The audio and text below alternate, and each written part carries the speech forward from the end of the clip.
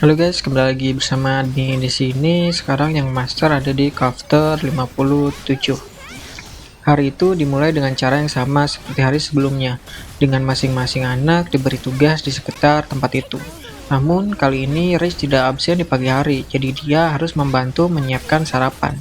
Dia dan Simeon bertemu kembali sekali lagi dan mereka merebus beberapa tulang untuk membuat sup tulang yang panas dan segar. Hei, adikmu melakukan gerakan yang luar biasa kemarin. Dia sangat berbakat, kata Simeon. Kau tahu, kau harus bekerja sedikit lebih keras untuk mengejarnya. Aku yakin saat dia lebih besar, akan ada banyak pria yang mengejarnya. Kau mungkin perlu melangkis mereka.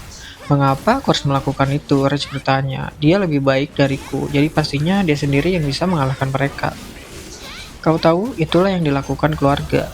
Simeon menyatakan, ini bukan tentang siapa yang lebih kuat. Bagaimanapun juga, kamu adalah kakak laki-lakinya. Ya, jarak kita tidak terlalu dekat, jawab Red sambil terus mengaduk sup.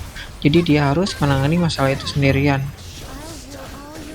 Mendengar kata-kata itu, entah kenapa, Simeon terdiam hingga akhirnya beberapa patah kata terucap. Kamu harus berhati-hati, Reg. Kamu tidak akan pernah tahu apa yang telah hilang sampai hilang. Kamu harus menghargai waktumu bersama keluargamu. Ini adalah pertama kalinya Rich melihat Simeon begitu serius. Dia selalu optimis dengan kata-katanya. Itulah sebabnya dia memilih untuk tidak berkata apa-apa. Tapi kenyataannya Rich ingin membalas. Percayalah, aku tahu itu lebih baik dari siapapun. Saat mereka bersiap untuk melanjutkan ke langkah berikutnya, tiba-tiba Pak Ron memasuki ruangan. Sepertinya kalian berdua pada dasarnya sudah selesai. Reggie, boleh aku bicara denganmu sebentar? Simeon, kenapa kamu tidak pergi membantu membersihkan aula bersama yang lain untuk saat ini? Saat Rich dan aku selesai kembali, kami akan menyiapkan sarapan untuk kalian semua. Baiklah, Simeon setuju sambil pergi, melihat ke belakang sebentar sebelum keluar ke kamar. Itu agak aneh, aku bertanya-tanya, mengapa Tuan Crown ingin berbicara dengan Rich? Apakah dia melakukan kesalahan? Apapun itu, Simeon melanjutkan dan memasak aula utama. Itu besar, penuh dengan persenjataan di dudukannya yang perlu dibersihkan. Ada juga patung raksasa di belakang salah satu sosok legendaris yang membentuk faksi kegelapan. Dari wajahnya, tidak bisa diketahui siapa orangnya karena patung tersebut menggambarkan sosok berkerudung. Namun, di semua gambar dan patung, pemimpin digambarkan dengan cara seperti itu. Lalu, ada lantai kayu besar. Masing-masing anak mempunyai area terpisah yang menjadi tanggung jawab mereka untuk dibersihkan. Dan dia dapat melihat Safa menggosok lantai dengan rajin. Rich terkadang sulit diajak bicara. Alangkah baiknya jika aku bisa mendekati Safa dan mencari tahu ada apa. Tapi dia tidak bisa bicara, entah kenapa. Meski begitu, aku merasa dia lebih mudah didekati. Menuju Safa, Simeon hendak mencoba ketika melihat seember air tumpah ke seluruh area yang baru saja dibersihkan Safa. Airnya gelap, penuh kotoran. Sial, seru Grey. Aku menjatuhkan ember itu kemana-mana. Maaf, padahal kamu baru saja selesai membersihkan semuanya. Nah, apa yang bisa kamu lakukan? Kamu tidak keberatan membersihkan semuanya lagi, bukan?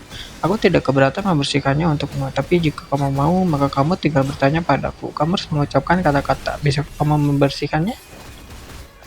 Menyelesaikan kalimatnya, kedua si kembar Gio dan Gio tak bisa menahan tawanya. Mereka tahu dia tidak mampu berbicara. Semua orang sudah tahu sekarang. Sial, kenapa kalian harus mengincarnya? Simeon berpikir sambil menggosok kelopak matanya.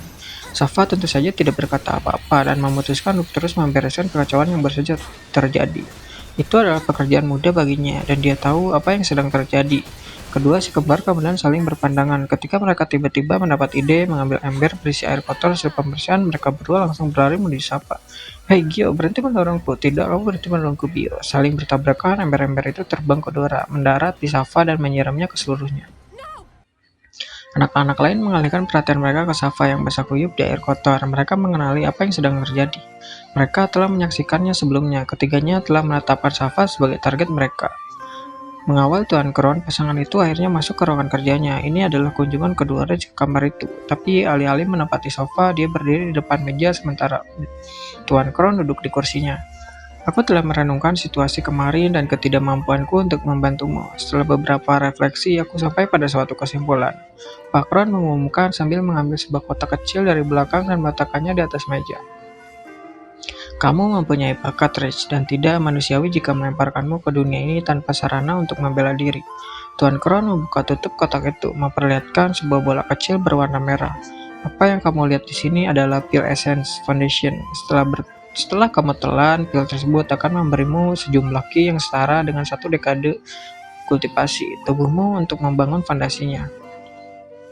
Raj mendapati dirinya tidak bisa berpaling dari pil itu, tapi bukan kata-kata Tuan Kron yang memikatnya. Itu adalah energi yang terpancar dari pil itu sendiri, memiliki kemampuan memanipulasi mana di udara. Raj sangat sensitif terhadap energi. Pil ini ia berbagi energi yang sama dengan kristal energi dari binatang buas dari dunia lain. Bisakah aku memanfaatkan ini untuk kembali ke Alterian, untuk mengunjungi kembali duniaku? Energi berputar dari pil di hadapannya, sebuah fenomena yang sangat familiar bagi Rage. Itu adalah energi yang sama yang memancar dari makhluk mitos di dunianya, atau lebih spesifiknya, dari kristal yang akan mereka lepaskan saat mereka mati. Rage berasal dari sebuah planet bernama Alterian, dunia yang tidak memiliki makhluk mitos tersebut. Namun, para penyihir melalui sihir, kekuatan, dan pengujian yang ketat telah mencapai terobosan, kemampuan untuk membuat portal ke dunia lain atau mungkin planet lain. Perbedaannya masih belum jelas. Di negeri asing ini, makhluk mitos, hewan dengan kekuatan luar biasa yang mampu memanfaatkan kekuatan seperti penyihir, berkeliaran dengan bebas. Setelah kematian mereka, kristal-kristal itu ditemukan. Kristal-kristal ini merupakan terobosan yang luar biasa, memperdayakan para penyihir untuk membuat item yang meningkatkan kemampuan mereka, memfasilitasi pertumbuhan fisik untuk naik ke tahap bintang berikutnya, dan bahkan membuka portal sendiri. Era ini dipuji sebagai periode emas sihir, dan hingga hari ini portal terus dibuka untuk berburu binatang untuk mendapatkan kristal yang lebih kuat. Meskipun menjelajahi banyak planet dan lokasi, masih belum ada tanda-tanda kehidupan cerdas lainnya. Setidaknya itu sepengetahuan Rage, seorang penyihir bintang tinggi yang dilengkapi dengan pengetahuan tentang formasi lingkaran sihir, dapat memanfaatkan mana mereka sendiri untuk membuka portal. Sebagai penyihir bintang 1, manaku tidak mencukupi, namun alih-alih menggunakan mana milikku sendiri, aku bisa memanfaatkan kekuatan kristal, atau dalam hal ini pil ini. Kehidupan manusia dalam bentuk apapun belum ditemukan melalui portal yang terbuka. Dunia yang dihuni Rage saat ini berada di luar imajinasi, namun tetap ada. Jadi ada secerca harapan bahwa sebuah portal bisa membawanya kembali ke Alterian.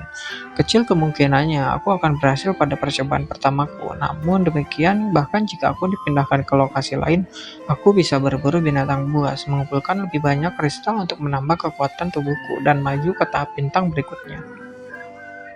Pil ini sangat langka, Rage, lanjut Kron. Bagi individu seperti kita, memperoleh sesuatu seperti ini bisa memakan waktu seumur hidup. Bagi prajurit Magna, tingkat menengah, dan dewa, ini mungkin sepele, tapi kita bukan mereka. Sangat penting bagimu untuk tidak memberitahu siswa lain tentang keterlibatanku. Idealnya, konsumsilah ini secara diam-diam di malam hari.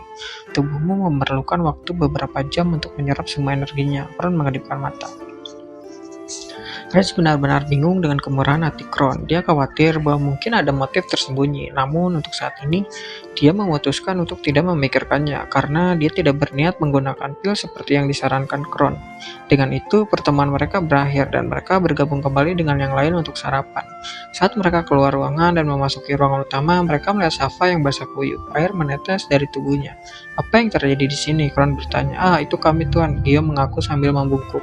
"Aku dan adikku ceroboh saat bermain dan melakukan kesalahan. Kami akan segera membersihkannya." "Tidak apa-apa," Kron meyakinkan. "Safa, bersihkan dirimu, ganti pakaianmu, lalu bergabunglah dengan kami untuk sarapan. Kalian semua jangan khawatir tentang ini, aku akan menanganinya." Kelompok itu menurutinya, dan semua orang bersiap untuk sarapan. Dengan Gren, Gio, dan Bio tersenyum lebar. Sarapan lancar, Safa bergabung kemudian, dan semua orang menikmati makanan mereka. Istirahat singkat terjadi sebelum mereka melanjutkan tugas mereka. Karena Simeon memuji keahlian kuliner Rage, mereka terus bekerja sama di dapur, menyiapkan makan siang dan makan malam. Saat sibuk memotong sayuran, Simeon tidak bisa menahan diri lagi. "Hei kawan, aku tidak yakin apakah adikmu berencana memberitahumu, tapi apa yang terjadi padanya pagi ini bukanlah sesuatu kecelakaan," ungkap Simeon. "Maksudmu dia basah kuyup dengan air?" Rage bertanya. "Ya kawan, dengar, aku pernah menyaksikannya sebelumnya. Orang-orang itu memuji siapapun yang berbakat yang melanggar batas wilayah mereka. Mereka senang menjadi murid bintang Kron dan mudah iri. Jika kamu lebih cemerlang dari mereka, mereka akan berusaha menjatuhkanmu." "Kenapa begitu? Kamu pikir nilaiku selalu rendah saat latihan? Karena kamu payah," Rage langsung membalas. Simeon merasa seolah-olah ada anak panah yang menusuk jantungnya, tetapi dia mencoba mengabaikannya karena sejujurnya hal itu ada benarnya. Dia hanya berusaha menyelamatkan harga dirinya. "Hei, aku serius di sini. Segalanya hanya akan meningkat. Orang terakhir yang mereka lakukan ini akhirnya melarikan diri dari kuil. Mereka pernah melakukannya sebelumnya dan lolos, jadi mereka akan melakukannya lagi."